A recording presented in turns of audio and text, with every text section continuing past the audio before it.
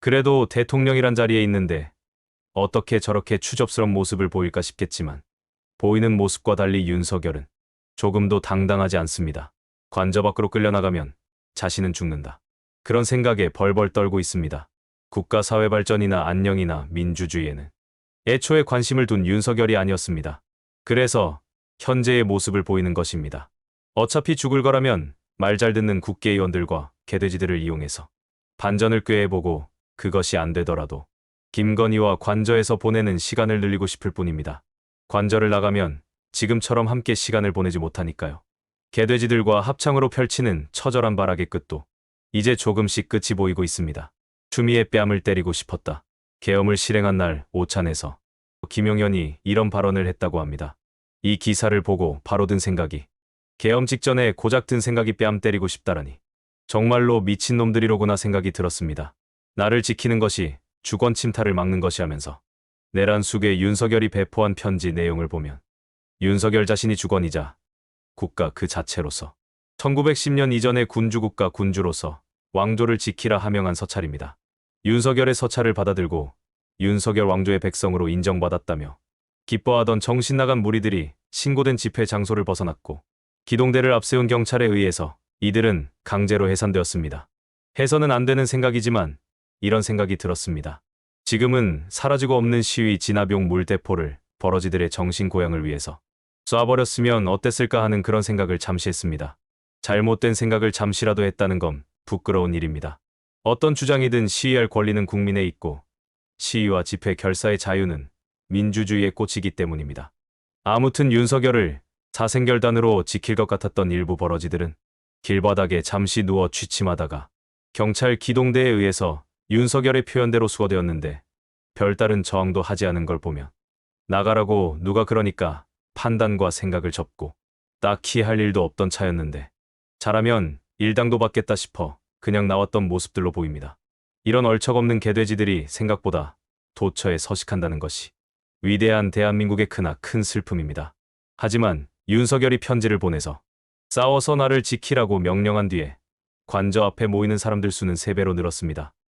어제까지만 해도 3개 차로 약 100m 정도 참가자들이 채웠는데 오늘은 약 200m 정도까지 2~3배 많은 인원이 몰렸습니다. 어제 윤 대통령이 끝까지 싸우겠다며 지지층 결집을 호소한 편지가 영향을 미친 걸로 보이는데 실제로 집회에선 대통령이 메시지를 내니 확실히 다르다는 반응도 흘러나왔습니다. 앞으로 며칠간 우리의 힘을 보여줘야 한다는 집회 참가자의 발언도 들려왔는데 지지자들이 결국 윤 대통령에 대한 체포영장 집행을 막아서겠다는 뜻으로 해석됩니다. 실제로 오늘 일부 시위대가 관저 입구 앞에서 드러누워 길을 막자 경찰이 이들을 강제로 해산시키는 일도 벌어졌습니다. 공조수사본부도 혹시 모를 충돌에 대해 극도로 조심하는 듯합니다. 공수처는 영장 집행을 막는 이들은 공무집행 방해 혐의로 체포할 방침이고 경찰은 오늘도 추가 인력을 투입해 관저 주변 인도를 통제했습니다. 대통령 경호처는 적법 절차에 따른 경호 조치가 이루어질 거란 입장만 반복하며 별다른 입장을 밝히진 않았습니다. 윤 대통령의 편지 여론전으로 지지층 집회 규모가 더 커진 가운데 내일은 민주노총이 근처에서 대통령 탄핵과 체포를 촉구하는 맞불 성격의 결의대회를 진행할 예정입니다. 공수처가 한시라도 빨리 윤석열을 체포하고 검찰과 경찰과 공수처는 내란을 옹호하고 내란에 동조하면서 물리적 충돌을 부추기는 이들을 한시라도 빨리 발본색원해서 힘으로 헌정질서와 사법질서를 무너뜨리고 실질적 내란을 유도하는 자들을 엄벌해야 합니다. 내란 속의 윤석열에 대한 체포영장 집행은 이미 예정이 되어 있습니다. 없던 일이 되어서도 안 되고 될 수도 없는 일입니다. 윤석열은 내란 공범도 아닌 내란 수괴입니다. 내란은 국헌문란을 목적으로 일으킵니다. 국헌문란은 사회혼란을 가져오고 모든 사람의 일상을 위험에 빠뜨리게 합니다. 다른 것도 아닌 내란 수괴범을 지키겠다니 그것이 헌정질서를 회복하는 것이라니 참으로 어이가 없습니다. 무죄 추정을 이야기하면서 수괴를 두둔하는 정신이 나간 국회의원도 널려 있습니다.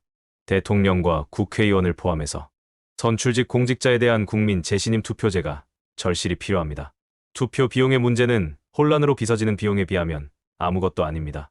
대통령이 거부권을 행사하는 사항도 국회가 재의결을 할 것인지 국민 투표에 붙일 것인지를 결정하도록 선출직 공무원에 대한 법과 거부권에 대한 법을 보완하거나 바꾸거나 만들 필요가 있습니다. 모든 정치권이 반대한다 듣긴 했지만 이번 기회에 깊이 검토해 주시길 바랍니다. 대민주주의를 부정하는 것이 아니라 해병대 특검이나 김건희 특검처럼 해결은 요원하고 정치적 갈등이 장기화되는 부작용을 막고 불필요한 진영 대결을 없애기 위해서 중요 갈등 사안에 국민이 직접 정리해 주는 것. 저는 반드시 필요하다고 생각합니다. 국가에 충성하라고 국민이 뽑았지만 개인에 충성하는 정치인들 너무 많습니다. 정치인들이 진영 논리에 빠져 허우적거리지 않도록 이런 견제 장치가 반드시 필요하다 저는 생각합니다. 언제까지 이런 국회의원을 국민이 봐야 할까요? 헌재에서 결정할 일입니다. 법원이 결정할 때까지 무죄 추정의 원리는 대한민국 헌법의 원칙입니다. 세계가 생방송으로 지켜봤던 대한민국 민주주의를 침탈한 내란 폭동에 대해서 무죄 추정을 말한다는 게 놀랍습니다.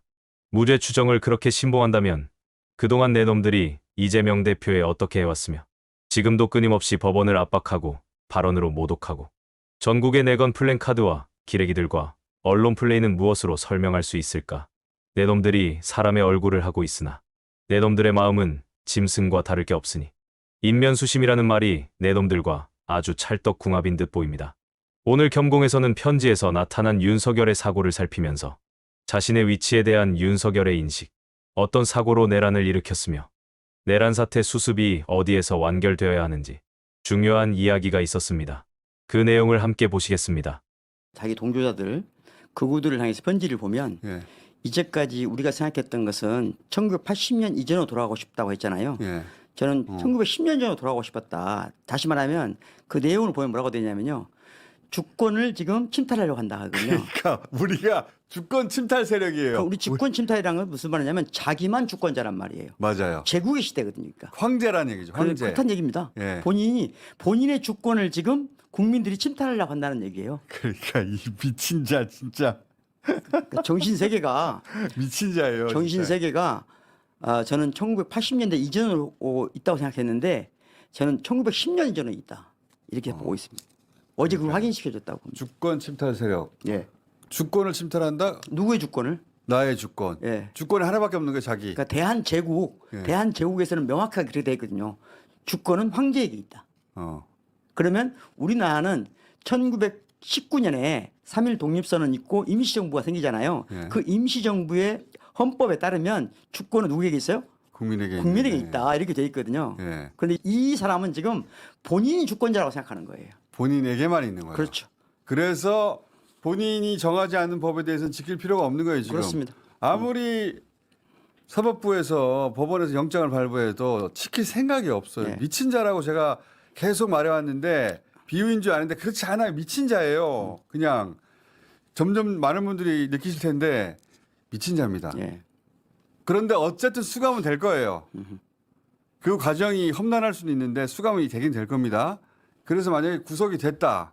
그러면 이 내란 지남의 전체 국면에서 어느 정도 진행된 거라고 보세요? 그러니까 저는 내란 국면 지금 현재 시점에서는 앞으로 3단계가 남아 있다고 보거든요. 3단계. 그러니까 체포 영장이 발부됐잖아요. 예. 체포되는 것을 1단계가 끝나는 게 아니에요. 구속 영장이 발부되면 그때 1단계가 끝나는 겁니다. 그래서 구속되면. 구속되면 예. 구속이 안 되면 우리는 지금 이 3단계 중에 어느 한 단계라도 그르치면 모두가 원점 돌아가는 거예요.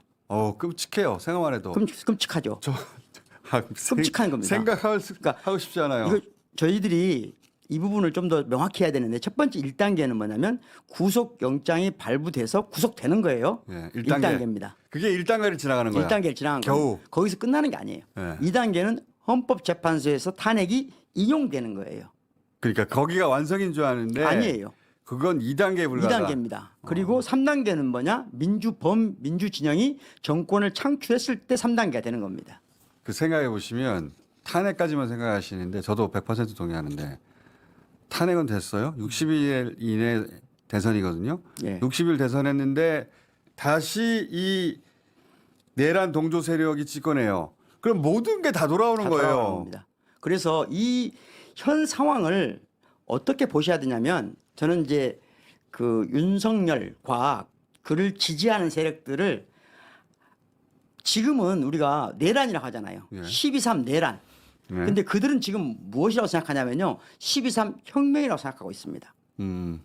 그들 내부에 논의를 관찰해보면 그렇습니다. 용어가 그래요. 그렇습니다. 지금 윤석열 씨는 자기가 혁명군의 수장이 되고 싶었던 거예요. 12.3 혁명. 그러니까 5.16 혁명의 전통을 이어받은 12.3 혁명을 하고 싶었던 거거든요. 박정희처럼. 자, 그러면 지금 저는 이제 그걸 반란이니까 반혁명이라고 봐요. 반혁명. 그것은 반혁명. 반혁명인데 그러면 그것에 맞서 싸우는 빛의 혁명이 지금 시작되고 있거든요. 그러면 우리가 무엇을 인식해야 되냐면 12.3이 3단계를 거쳐서 완결되지 않으면 12.3이 내란이 아니라 혁명이 된다는 걸 알아야 됩니다. 윤석열의 혁명이 된다는 그렇습니다. 언제든지. 3단계가 끝나면 내란 사태는 일단락될까요? 천만에라고 말씀드리겠습니다. 방송이나 뉴스나 유튜브에서 많이 보듯이 윤석열에게 내란을 부추겼던 자들, 내란을 옹호하면서 또 다른 내란을 선동했던 자들, 물리력으로 사회 질서와 인권을 짓밟으려 했던 자들은 모두가 같은 무리들입니다. 일제강점기를 미화하고 독립군을 비하하는 것도 이들에게 나타나는 공통적인 모습입니다. 역사 청산과 인적 청산이 이뤄지지 않으면 이들은 틀림없이 다시 준동할 것이며 국민의힘은 이들이 서식하는 토양으로 여전히 남을 것입니다. 국민의힘은 내란에 동조하고 옹호했으며 내란 사태 수사를 방해하고 탄핵 심판을 방해했습니다. 국민의힘이 해산되지 않으면 잠시 조용해진 것에 불과합니다. 국민의힘 청산과 앞서 말씀드린 선출직 견제 방안과 갈등 사안에 대한 국민의 적극적인 개입을 법으로 만들지 않으면 제2의 윤석열과 친일 극우들은 끊임없이 나타날 것입니다. 2025년이 가기 전에 극우 정당 국민의힘은 해산되어야 합니다.